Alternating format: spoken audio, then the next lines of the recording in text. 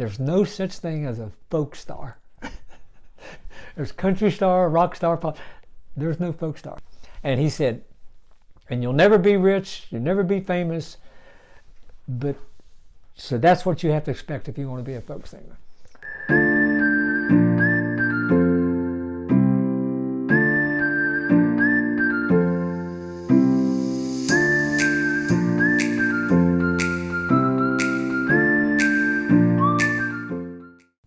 Welcome back to Everyone Has a Story. We're so glad you are here. This week's story is a bit different. It's coming to you in two parts. Now, part one is about a history teacher who became a folk music staple in the music world. About Appalachia's treasure, SteveFree. He was born in Portsmouth, Ohio, a little river town in Appalachia foothills. An internationally renowned musician who today is just, well, a country boy with a band. Like most entertainers, Steve had visions of being a big star until he had heard the advice of that legendary folk singer, Mr. Pete Seeger. That advice changed his life forever, and this story is about Ohio's living treasure and friend SteveFree, another true tale from everyday life.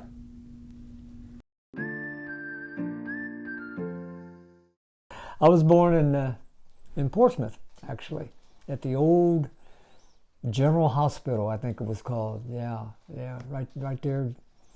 What is probably not even a stone's throw from the high river, I guess. Yeah, and naturally, I don't remember. When I was like 3, maybe 4, my parents got divorced, and I had 2 older brothers. And it's kind of funny because I come from. There's 3 of us, but we all grew up separately. My oldest brother, his dad was killed in World War II when my mom was only like 16. And so we lived on a big farm, my grandpa's farm on Duck Run. So my mom was just 16 or 17 and a widow. So my grandparents adopted my oldest brother, and they raised him.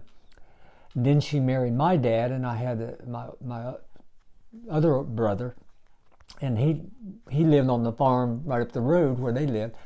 So then my mom and dad got divorced when I was just 3 or 4.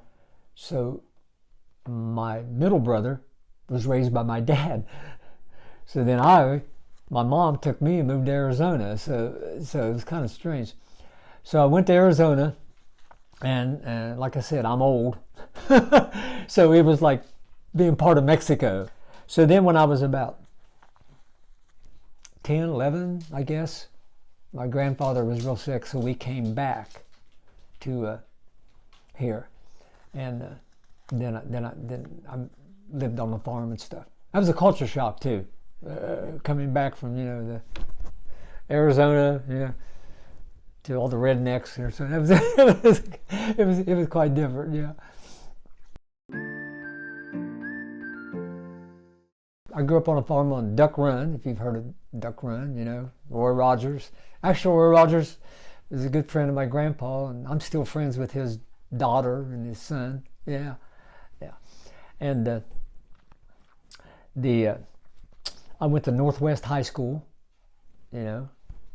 which is McDermott.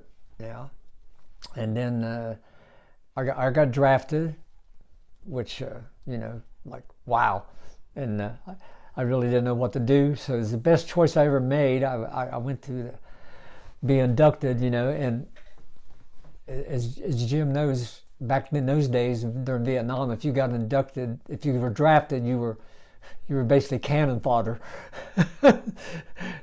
So I remember walking out of the recruiting office, and there was an Air Force guy there, and I stopped by and I said, "Is it too late? Can I join?"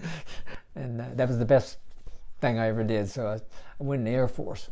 I had to spend 2 more years, but it was, trust me, we had it made compared to the other branches. Yeah, refuel planes, in-flight planes, bombers, fighter pilots. Fighter planes, everything. Yeah, mostly just over and back, on refueling airplanes, flying back, yeah.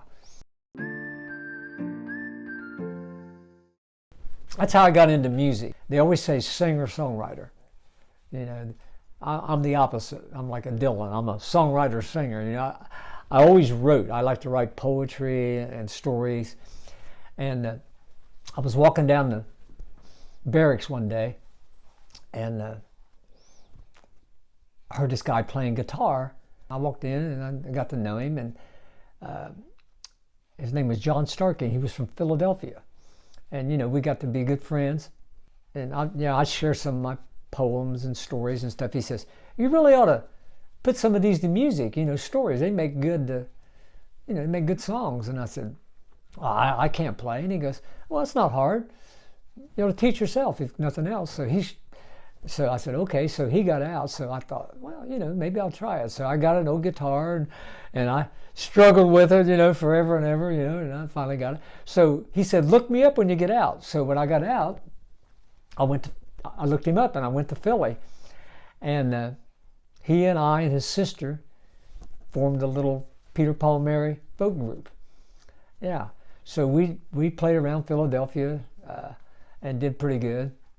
And then disco came and kind of killed folk music, you know. But we still played a little bit. But anyway, so I came back and I went to OU. But I would still go up a few times, you know, as much as I could in Philadelphia and play music with him. Because big cities was where you still had some of that acoustic type music. But for the most part, that kind of music was there. Then like I guess in the 80s, you sort of had a revival of that kind of music, and you had that environmental thing come around. To see the world, left my family, my mountains, and my girl. If you're enjoying this story, please give us a like and consider subscribing to our channel. We publish an interview story each week of everyday people with extraordinary stories to tell, like this one. Hit the notification bell to be sure you know each time a video comes out. It sure helps our channel, and we appreciate it more than you know. We're glad you're here. I will be by your side, then you and I will dance by the light of the Appalachian.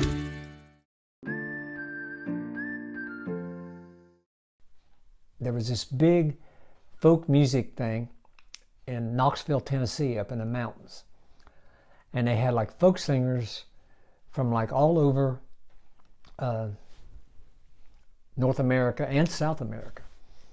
And they all came and did songs about their area and stuff like that. And it was like a big week-long seminar.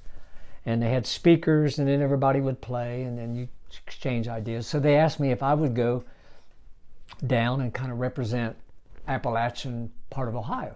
And I said, well, yeah, it'd be great.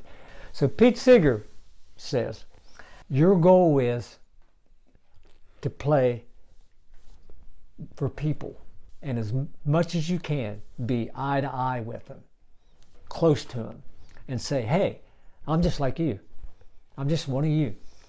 I mean, I got a story about people like us. I want to play the story for you. He says, that's your goal as a folk singer. He says, because remember, there's no such thing as a folk star.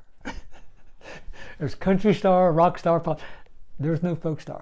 And he said, and you'll never be rich, you'll never be famous, but so that's what you have to expect if you want to be a folk singer. And I remember, to me, it was like, yeah, that's what I want to do. So forget the electric guitar, forget this, forget that. That's what I want to do. And I remember that's kind of like, after that, I said, okay, that's what I want to do, and like that. But I still remember him saying that. But even today, it's my favorite to play a small place and just be, small people, intimate place. I'd rather do that than be on a stage with 10,000 people. Yeah.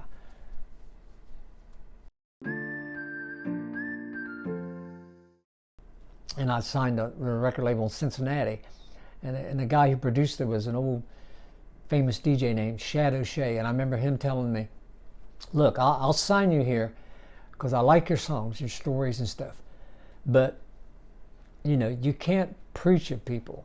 You need to You know, you can make a point, but you know, put it between the lines if you're trying to make a point. People want to be happy. There's enough sadness out there.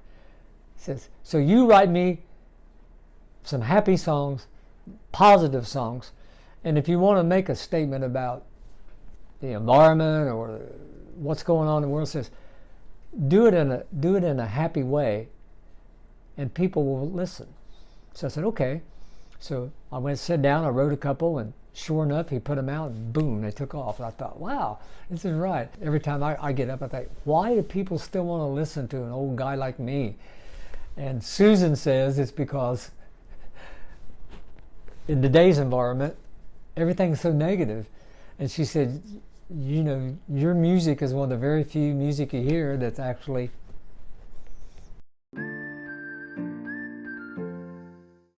I've been really lucky, you know, to see all the awards and stuff all over the world. They play my music, and I've been very fortunate. And I won quite a few awards. But the one I think I'm most proudest of is it's called the Governor's Award for the Arts. And it was in 2008, and I got the award as the #1 artist in the state of Ohio. And it's given every year, but it's not just musicians, it's artists. So it's like painters, writers, sculptors, any kind of art, dancers. And I think I was the first musician to win it for a long time. But what made me feel really special was I think nobody could recall anybody from Appalachian, Ohio winning it. And that's probably the one I'm most proud of, because, you know, I don't want to make everybody in Ohio mad, but, you know, for the most part, you know, most of Ohio thinks we're part of Kentucky.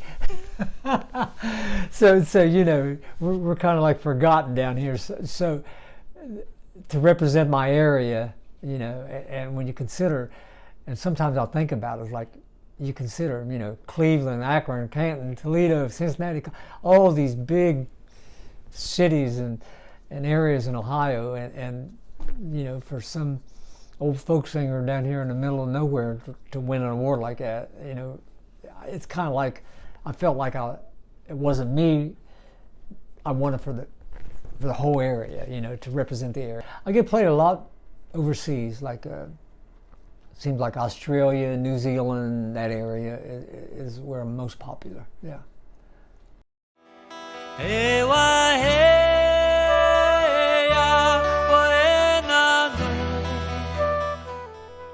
It's not over yet.